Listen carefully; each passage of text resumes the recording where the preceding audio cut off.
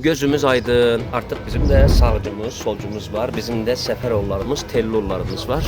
Araplar ettiklerin a'lenu an inşikaki an Seferoğulları an Telloğulları. Bana destek olan herkes babasının hayrına mı oluyordu? Parasız kim iş yapıyor?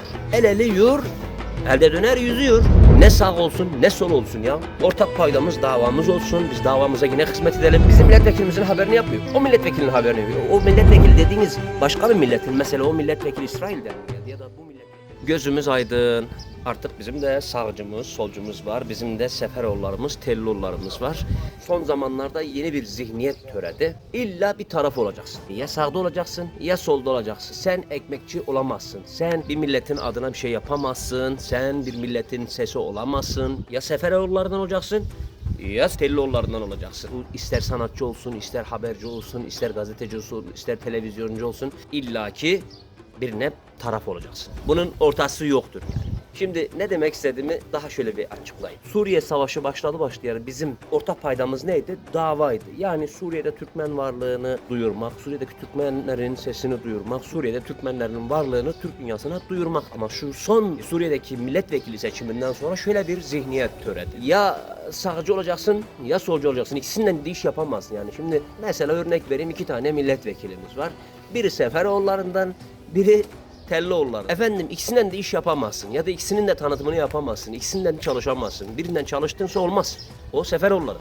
Bizim tarafta olacaksın kardeşim. Telloğulları tarafında olacaksın. Daha önce 2 taraftan da iş yapıyorduk. Yani hem Seferoğullarından hem Telloğullarından da iş yapıyorduk. Yani iş yapıyorduk derken ticaret yapmıyoruz ha. Onlarla da proje yapıyorduk. Bunlarla da proje yapıyorduk. Ben bir şahsen sanatçı olarak Suriye Türkmenlerinin sanatçısısın, gel bize bir etkinlik yap dediklerine git. Seferoğulları da beni çağırdığı zaman gidiyordum. Telloğulları da bir etkinlikleri olsa gidiyordum. Telloğulları da bana sponsor oluyordu. Seferoğulları da sponsor oluyordu. Tabii Seferoğulları, Telloğulları yokturdu. Bu milletvekili seçiminden sonra bir Seferoğlu, Telloğlu şeyi oldu. Örnek vereyim, geçen bir video çektim. Türkmen TV'ye sahip çıkmak için bir video çektim. Topa tuttular. Amaç ne? Yok. O kopyala yapıştır TV Türkmenleri temsil edemez. Niye temsil edemez kardeş? Çünkü o Seferoğullarına daha çok yer veriyor. Telloğullarını paylaşmıyor. Taraf. Oturdum. Üşenmedim, erinmedim. Türkmen TV'nin geriye dönük, yani bu seçim dönemine kadar geriye dönük bütün haberlerini taradım. 23 tane Seferoğullarından haber yapmış. 23 tane de Telloğullarından haber yapmış. Şimdi bu adam nasıl için yani? Yani nasıl bir taraf olsun? Yani sizinki daha mı fazla yapsın? Yani Telloğullarınkini daha mı fazla yapsın? Yok efendim, bizim milletvekilimizin haberini yapmıyor. O milletvekilinin haberini yapıyor. O milletvekili dediğiniz başka bir milletin. Mesela o milletvekili İsrail'den mi geldi? Ya da bu milletvekili başka bir yerden mi geldi? İkisi de bizim milletvekilimiz. Artı bir haber sitesi ya da bir sanatçı ya da medya ile uğraşan herkes. İşi gücü yok. Milletvekillerini mi takip edeceğiz? Yani ben asılım, o benim vekilim. Eğer ben onu seçmişsem, ki daha seçim yok, ben milletvekilini seçmişsem, tabii ki benim işimi yapacak. Milletvekilinin işi nedir? Ziyaretlere gidecek, toplantılara katılacak, oraya gidecek, buraya gidecek. Ben her adımını mı takip ederim? Yani bizim Türkmenlerin başka derdi yok mu? Sadece milletvekillerin ne yedi, ne içti, nerede yattı, nereye selam verdi, bunları mı paylaşacağız yani? Başka derdimiz yok. Rastgele söylemek kolay arkadaşlar. Yani ben Seferoğullarından da, Telloğullarından da ilişkimi kestim arkadaşlar. Her zaman olduğum gibi sanatçı olarak kendi işlerimi, kendi projelerimi zaten yapıyorum. Yapmaya da devam edeceğim. Yok, bunca gündür sana destek oluyorlardı.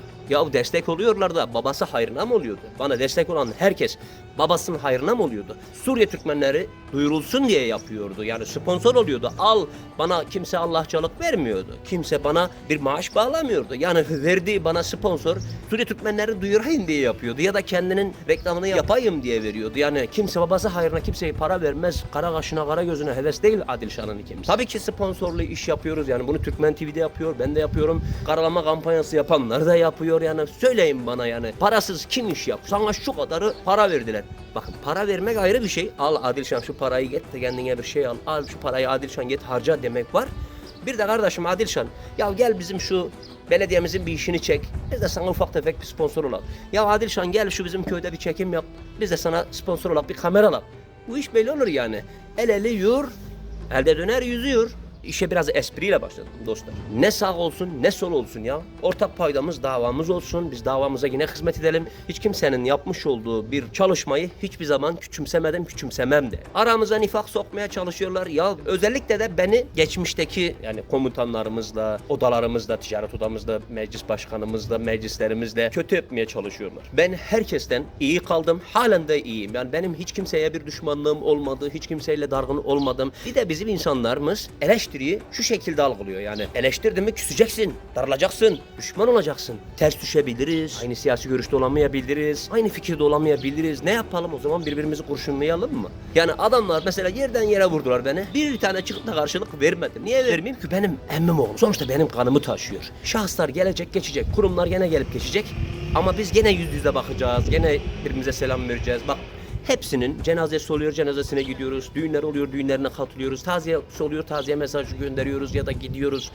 İlla böyle mi olmalı? Yani dargın olup birbirimize kurşun mu sıkalım? Ben herkese saygım var. Hiç kimsenin yapmış olduğu işi küçümsemiyorum. Herkesin yaptığı iş değerlidir. Mesela o Türkmen TV ile alakalı videomu bir izleyin arkadaşlar. Hiç kimseyi bir küçümsemiş miyim? Ya da kimsenin yapmış olduğu bir emeği küçümsemiş miyim? Yani videoyu tam anlamadan, dinlemeden karşılık videolar yapıyorlar. Ona da yüzlerce insan mesaj yazıyor. İzleyin ilk önce. Ondan sonra varsa hatasını söylersiniz.